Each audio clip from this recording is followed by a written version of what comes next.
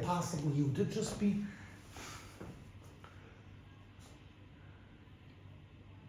What is it with human beings and intoxication? Like people doing stuff to change their mind. It's a very strange thing that human beings do. You don't find too many other species trying to like play with their mental state. But you find human beings do it. In fact, every civilization that they've ever discovered does it. And what does it do? Well, I think maybe on the simplest level, what it does to us is it gives us a chance to see ourselves. Because when you perturb your regular way of viewing the world, when you perturb it, meaning when you stir it up in some way or another, it gives you a chance to be able to look into yourself, look at yourself, and to see yourself. And I remember, for example, I was davening at the wall down there, and my students were so excited that they had found a non-observant Jew to bring to me, that I would speak to him. So they bring him to me, and I said, "You brought me a Mormon?" And the guy looks at me and says, "How do you know I was a Mormon?" And my students were shocked that my Jewish radar was strong enough to know that this guy was Mormon. But I said to him, "Because I can see in your eyes you've never had a drink of alcohol in your life." And he says, "Yeah, so?" And I said, "Well, I don't trust people who don't drink alcohol." And he was like, "Why not? We should be more trustworthy." I said, "No, because you don't know how to laugh at yourself."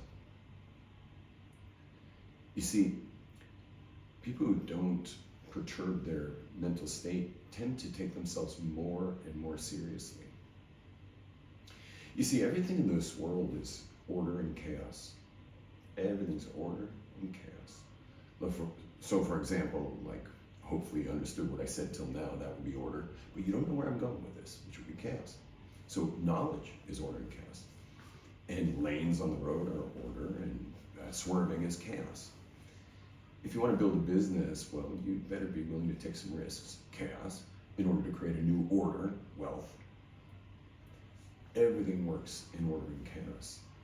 And the human brain tends toward order for its own sanity, to avoid the anxiety of chaos, because chaos is anxiety producing, face it.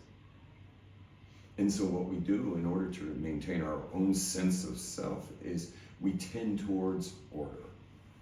But the problem with that is that our order is often dysfunctional. You know, each one of us, we come from homes and we have our own natural dispositions and our own psychology and all kinds of factors that are involved that create dysfunctional order in our lives. And there's something about perturbing that order, perturbing it by introducing and injecting some chaos into the order, that we get a view of ourselves that is a view that we can take a step back from that dysfunction and take a look at it and say to ourselves, like what am I doing? Like, what is this? And how does this serve me, or how does it hurt me? And how does it serve others, or how does it hurt others? And to get that look and to be able to make adjustments before the next level of order sets in. Perhaps you can, by shaking up the snow globe a bit, you can make some choices about where the snow actually lands. And then the question is, what's in it for God? Because God is the master of chaos. He created this expanding universe, and as you know, expansion means more chaos. What's in it for God? And the answer is that, well, if you look at the world and you look at creation, it's all, the name of God for the whole creation is Elohim. It's order, rules, laws, physics. Only with man, meaning the creation of Adam, do you get the word Hashem Elohim, beyond order, chaos.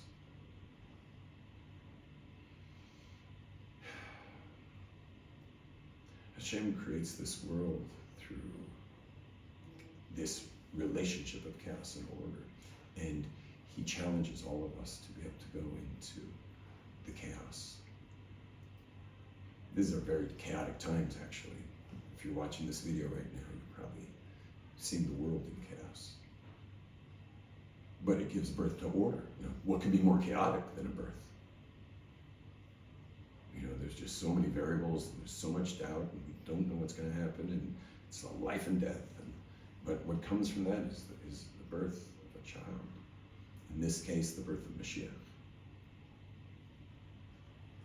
And I suggest to everyone, if you're listening to this right now, to start playing with it, to get good at it, start practicing, flexing your muscles, building chaos muscles, so that when the new order comes in, which would be the Moshe Mashiach, the Messianic times, that you'll be able to dance. That's when we're going to dance. It's the great song that's coming, and a dance that's free. I once went to a seminar where they blindfolded us for the first half hour. We didn't know where we were. They took our watches, they took our phones, they took us in a bus with windows that had been covered for a couple-hour drive into the mountains. We actually wound up in the desert of Israel, big mountains up there. But we didn't know where we were. We never knew what time it was most of the time for 3 days. The first thing they did was blindfold us. And they put on loud music and told us to dance. And I couldn't move my body. But after 3 days of deep work, we danced several more times, but after 3 days of deep work where I really got in touch with some of the dysfunctional order inside of me, they brought us to dance again. This time they took off our blindfolds, and now it was like, you could have been self-conscious. But what happened was I was free. My body suddenly moved, and it's been moving ever since. I can dance with every part of me because I worked on some of that dysfunctional order within me, some of that unrectified parts of me inside, and something freed up in my body. I was recently at a Grateful Dead concert in Los Angeles, and we're in this giant stadium, and everyone's moving a bit. I was dancing away. As I was walking out of there, people who were sitting behind us at the concert, or maybe dancing behind us at the concert, they actually came up to me, which is a little weird to do, to come up to a chassid like this, but they came up to me and said, "Thank you." I said, "What's a thank you?" I said, "I don't know, there's something about watching how you dance, how free you are. Your body's free." It was amazing for me, and it opened something up for me. And I've been, for over 2 decades, running the Possibly You seminar, just shaking people up, perturbing the brain, like sending chaos into the order. That's order that doesn't work. It's not functional order. And sending it in there so that people can be free. People can be liberated and get ready for the days that are coming. We're coming up to very special times, but we all have to do serious preparatory work. We have to prepare ourselves. And the way we'll prepare ourselves is by, really going inside and shaking up the dysfunction. It's our background, it's our parents, it's our families, it's our communities, it's our own psychology, it's our genetic dispositions. We are not just human beings, we're human becomings. And that birth, which we're here to have happen, it's time to do that. I don't know how I got put in position to help people birth themselves for this, but because I don't even think of myself that way. But once again, I'm in front of a group of people doing it. I'm actually going to be in Brooklyn this week and Muncie following week, and back to Eretz Yisrael. Hashem, please God, starting the Israeli programs this summer. That's what it's about. It's about our birth. And it's for the birth of Mashiach. Zidkenu, B'mheira, V'yameinu, Amen.